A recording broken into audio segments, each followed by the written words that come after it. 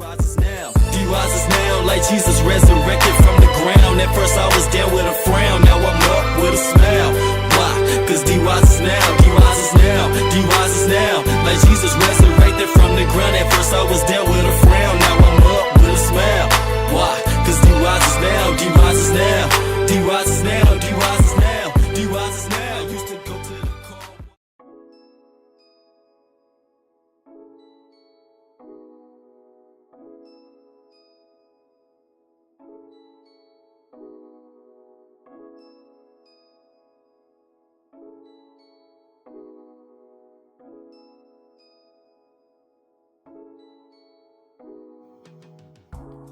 Yo, man, what it is, what it was, and what it be like. This your host of the most day, the prophet on this Make It Happen Monday, and I'm back at it again. You know what I mean? It's been like 2 weeks since the last time I uploaded some content, man. But it don't even matter, man. As long as I provide some content for y'all right now to enjoy, that's the only thing y'all should be worried about. And the barcode you see on the screen, that's my cash app. So just scan that joint and donate to your boy. You know what I mean? But that joint take hard work, dedication, focus, consistency. You know what I mean? And patience to be, upload these videos and editing and stuff like that. So just show a little appreciation, man. You know what I mean? And I'll be gladly appreciated. And then tomorrow my birthday too. You know, the 29th of October, that's my birthday. So I'll be 34. So show me some birthday love too, man. So man, let's just get to it. We're gonna just talk about everything. I ain't even wrote nothing down. All this stuff is from the dome. I'm about to freestyle this show, man. So just ride along with me. So we're gonna be covering the post-fight of Better BF and Bivol. That was 2 weeks ago. The video I made, that was a pre-fight, you know what I mean, vid that I made. So we're gonna be talking about the post-fight. Now it was a close fight, and I thought Bivol won, but I can see why they gave it a Better BF, you know, because the later half in the back end of the fight, you know, he was pushing Bivol back, and the punches that he was landing, even though it wasn't that much, it was more effective because he ended up hurting Bivol, like in the middle of the fight, you know what I mean? I forgot, I don't know if it was the 5th or 6th round, I forget, but excuse me, it was around the middle of the fight or whatever. And Bivol, he was doing good. He threw more punches, you know what I'm saying? He was landing a lot of punches, and he was working Better BF. But like I said, when he got caught in the exchange, and Better BF countered him with, I think, a right hand, and ended up stumbling him and hurting him. Bivol got on his back foot. You know, he kind of pedaled around at the later rounds of the fight. You know what I mean? So that's why the judges probably saw that and gave it to Better BF. But it was a close fight. It wasn't a robbery. You know, usually a robbery is when one person beating the hell out of the other fighter, and then they give it to the fighter they got his ass whooped. You know what I mean? That's a robbery. But it was a close fight, so they should just run it back. You know what I mean? And make a clear determination who's the best at 175. You know. But right now they gave it to Arthur Better BF. He's undisputed super middleweight champion. So congratulations to him. And then after they do the rematch, I don't think it's gonna be right away, but after they do a rematch, and they should give David Benavidez a shot. That's another one of my favorite fighters at middleweight. He went from 68, that's middleweight, and then 175 is super middleweight. You know what I mean? So now he up there 175. So who the hell calling me? Damn, excuse me, y'all. Every time you work, bro, like every time you put in work, people want to start distracting. I don't understand that, but I'm focused though. I'm staying focused. So that's what happened with that fight.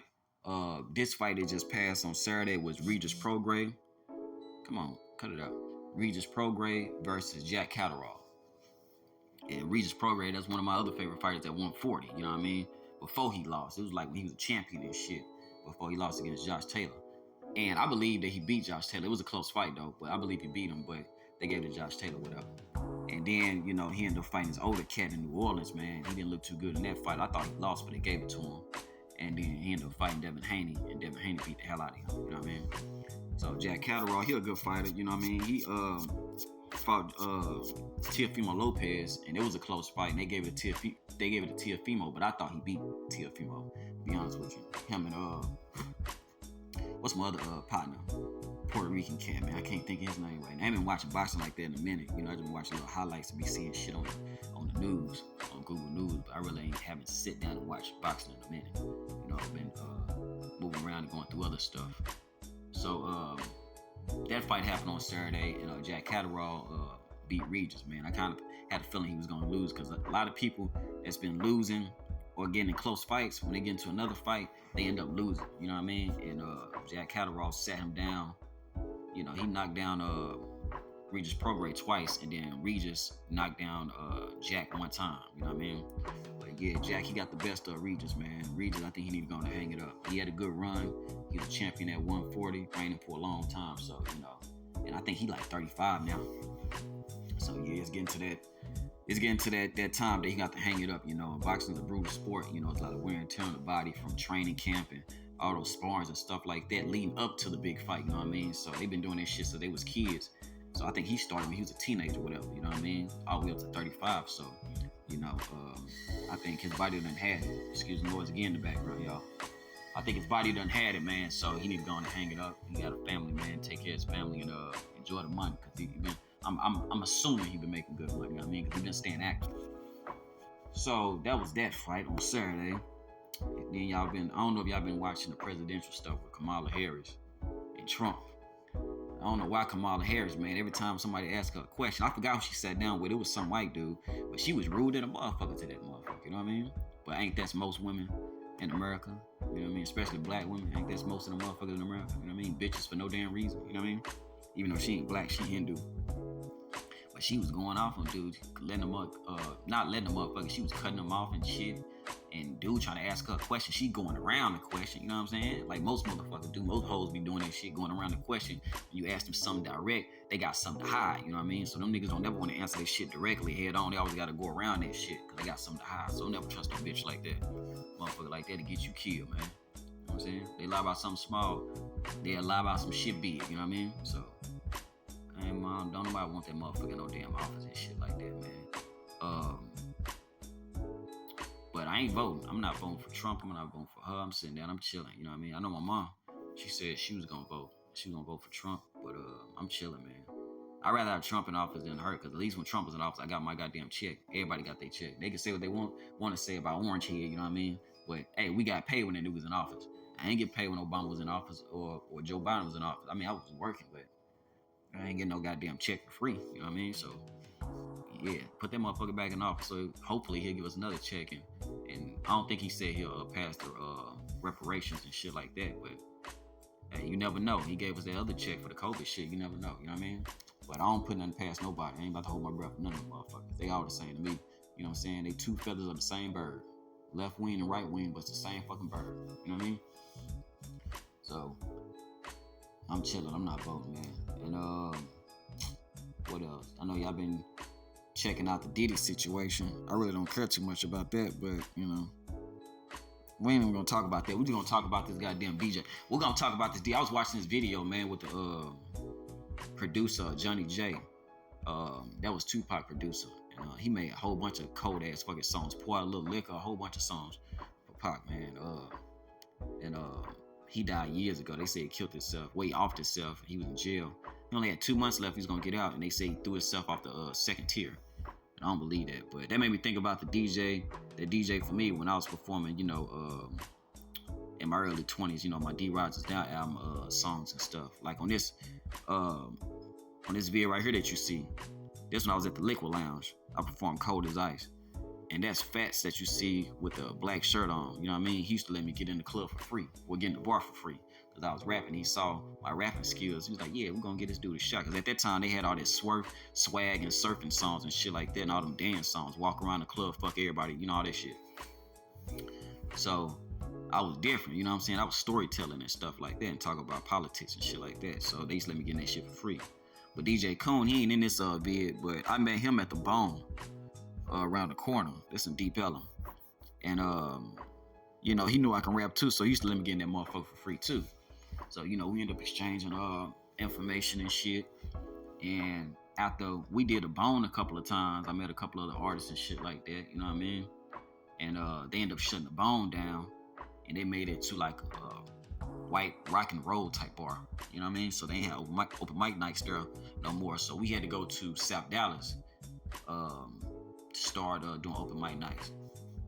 And I forgot the name of this bar too. I passed by there not too long ago, I think last week or whatever, and we started performing there. And I never talked to him. The only time like I really talked to him was like when I'm about to call, like I'm about to go down there and go do a show, you know what I mean? Let them know I'm about to come, so I can write my name down and shit like that and call my name, and then I get up there and do my thing, you know what I mean? But this particular day though, that's when I was staying in the Grove. This had to be like around 2013, 2014, probably like 2013, 2012, something like that, around that time. I think 2013 though. And he called me. Well, I called him. I forgot who called who, but we was on the phone, and I asked him something about performing. And I think he got an attitude and said some shit. So I'm in my early 20s, so anybody snapped at me, I snap back at they motherfucking ass. I'm totally different than how I used to be back then, you know what I mean? Now I'm more patient. So, man, I snapped back at his ass, and we just going back and forth, back and forth, back and forth. And then out of nowhere, that shit just simmered down, and we just started talking about music. We just started talking about music and shit. That shit calmed down real fucking fast, man. I don't know how the fuck it calmed down, but it calmed down real fucking fast. We just started talking about music and shit. Talking about sound quality, stage presence, because, you know, he was telling me about my stage presence, stuff like that. You know what I mean? Give me a couple of gems and shit, because I was still early in the game on performing. So we started talking about A-Ball MJG, because, you know, I'm from Memphis or whatever. So he was talking about when they first came up, what they was doing and shit like that, and how they used to, you know, sell their shit underground and stuff like that before they got in the major. You know, just start talking about music and shit, you know what I mean? So we was on the phone for a long time. It was a long ass conversation, man. We had to be on the phone no longer than, man, probably like about 3, 4, 5 hours, man. We was on the phone for a long ass time, you know, during the day. So we got off the phone with each other and shit like that, you know. He already know he was gonna see me again when I get ready to go to the bar to open mic night and shit like that. And I go to the bar, and they was like, yo, he died. I'm like, he what you mean he died? They was like, yeah, he offed himself. You know, he was at his mom's spot. I think he was staying with his mom. And he was staying upstairs, and she heard a thud hit the ground. And she went up there and checked on him, and they said that, you know, he ended up offing himself. He was laid out on the floor, you know, gone. So I'm like, damn. I'm like, man, that can't be true, man. So one of the partners I was talking to, me and him performing at this bar, he ended up confirming it too. I'm like, fuck. And then another lady that was up there I was talking to, she confirmed this shit. I'm like, damn, this man really gone. And I called the phone, he didn't pick up the phone, none of that shit.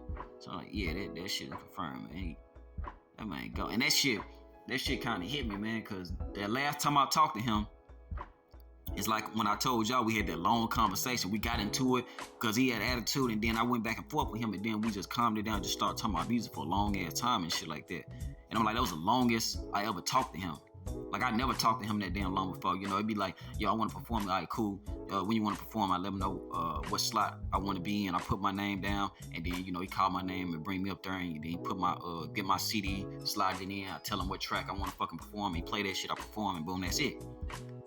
So the last time I talked to him, we talked for a long ass time, and then when I tried to go there to perform again, they said he was gone. You know, he passed away. You know, and I hated that, man, because ever since he been gone, none of these bars and shit'll let you get in that bitch for free, man. None of them motherfuckers let you get in for free. Fats, the dude that's on the screen that you see with the black shirt on, with the white letters on that shit, he used to let me get in for free and shit. Like, when motherfuckers cared about hip-hop and they see potential in a nigga, man, they'll let you, you know, they sit there and give you a pass and shit, because they know, hey, that man right there, man, he gonna be somebody. He got what it takes. Because even the dude that was behind the turntables you see right there and shit, he was like, yo, man, I thought I seen you in the papers, you know what I mean? I'm like, you ain't seen me in no goddamn papers. He said, yeah, I seen you in the papers, you was performing and shit. But he probably wasn't lying. Because at that time, man, I was performing everywhere, man. I was at the Liquid Lounge. I was at the Lounge right up the block.